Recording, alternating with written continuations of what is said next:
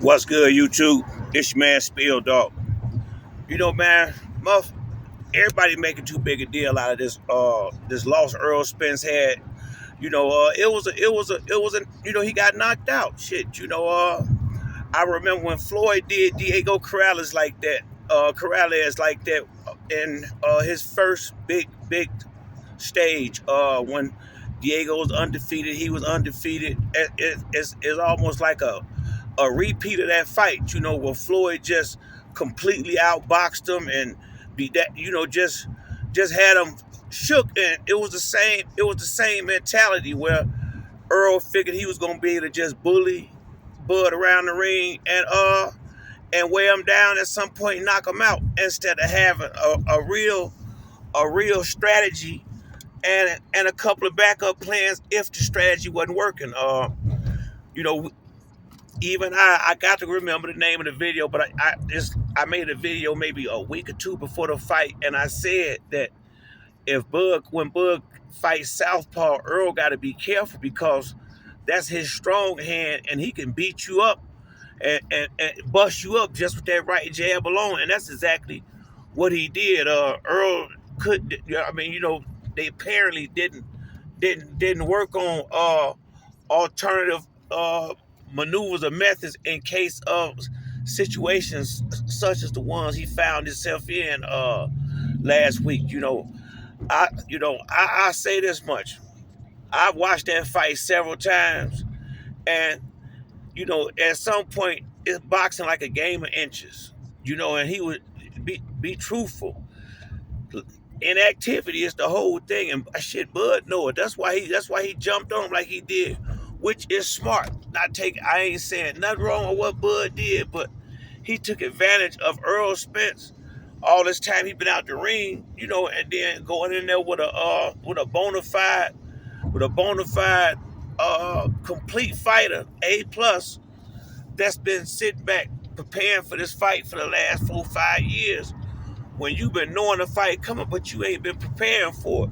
You can look at everything about Bud and Bo Magnum's strategy that they had been waiting on this fight right here. This was their moment, and they shine. They shine like the biggest star in the sky. But same thing, make you laugh, make you cry, man. And I really believe Earl would never ever. I'm telling you, man, this was a lesson well learned. I got a hard-headed son, exact same age. They would probably be the best of buddies if they met, because my son real to himself, got the same type personality, but he tough as nails, you know what I'm saying? And hey man, you win some, you lose some. If you gotta be able to take the losses like you take the victories. If you can be happy when you whoop somebody's ass, you gotta be man enough to accept when your ass get whooped. And I like the way Spence stood in the ring. He didn't hide like a lot of fighters do and not give a press conference and make up excuses because they can't face the failure. He came out there like a man. Dan Raphael asked some of the dumbest questions in the world, and he stood there and took. He said some shit that was so stupid. I wanted to go in there and slap him. It was so dumb what he said, but you know, he stood there and took all the abuse like a man. Same way like me. I got shit. I pick Spence. Hey, you take my little lumps, but hey, it's only a fight at the end of the day, and you live the fight on another day. I think when they rematch, and especially if it's at 154, I don't give a shit what weight it's at. He will come in there way more prepared. Derek James need his ass whooped because he brought that boy there with one strategy only. I think Derek James, this was a good wake up call for him too. Like I say, it's very possible he finna have a bad fucking year. He got to fight. He got to go in there and get in the ring with Canelo next. So sometime ain't nothing lesson ain't no lesson like a lesson learned.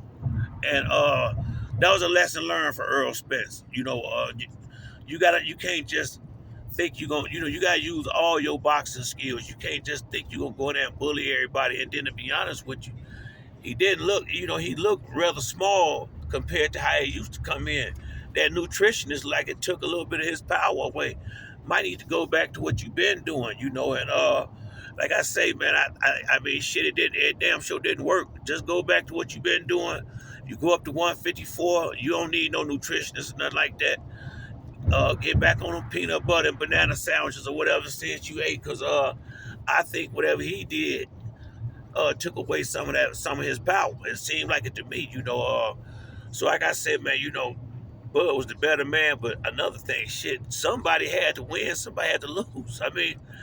They just making too much. I'll put it like this: when Earl Spence was knocking motherfuckers out, and when Terrence Crawford knocked other people out, why y'all don't make a big deal about that? Just because it's Errol Spence, he took some big shots. Should he give big shots? Deontay Wilder took big shots against Fury.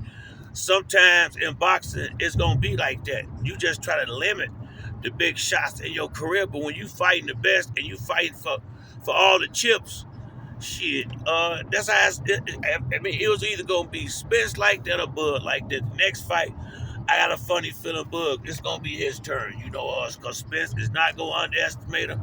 It'll be a fair fight finally, because it won't be no 15 months out the ring and all this crazy shit. I mean, you know, that's Bud's fault. I'm saying that's Earl's fault, but I mean, he just gave Terrence everything he wanted, and Terrence didn't waste it. He took full advantage of Earl being, just I don't know why he was so pig-headed about this like this, but I'm glad he gave us the fight. But I would have thought that it was gonna be a little bit better prepared. You know, I really expected a much better fight than that. But it was still a good fight, and still Earl Spence lived up to his name. He don't have boring fights, even though he lost.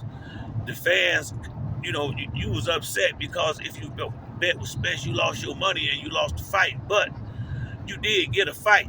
You know what I mean? And Spence was fighting too. I mean, it's just that Crawford was landing. It was just way more on the other end. But Spence had, not moments, but he had moments. You know what I mean? He was out there fighting. He just was out there getting out fought and out thought at every turn, because Terrence Crawford team got him way better prepared than Earl team. Derrick James, I don't fuck what he say. He might not be a good trainer with a lot of people. Everybody, I think he's still a great trainer, but I don't know if he's versatile enough to have all these fighters under his care, dealing with fights like this with Terrence Crawford. Career-defining fights that requires a trainer's undivided attention.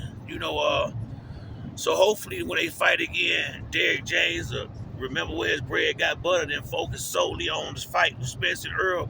Get his ass in there, him and Errol, and pop that film on and watch that boy fight, so you can be looking for his tails like he been looking for yours, and go in there and give him a better fight next time. But that's it for me on this video. If you like the video, hit the like and subscribe. Till next time, it's your man Spill Dog. I'm out.